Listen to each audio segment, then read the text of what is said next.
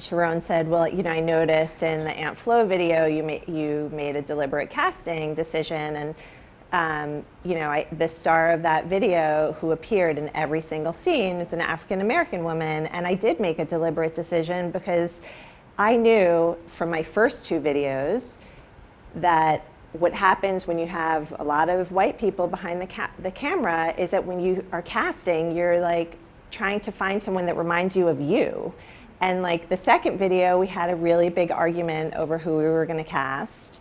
And I was pushing for not a white girl to be cast, and the director was like, felt so strongly about who we cast, and she was brilliant and she was a great actress, but I felt like we could find others. And then for Aunt Flo, I said up front, like, we have to just decide up front. We know how many different parts are going to be in this video, and we have to have certain, like, it can't be a cast of white characters, and I can't have like just a side note person.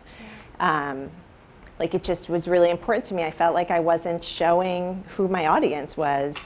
And you know, I was sharing with these guys that She Knows owns Blog Her, and Blog Her 12 years ago when they founded and when they started and started with the conferences, they made a deliberate decision that on stage there were always going to be 40% women of color.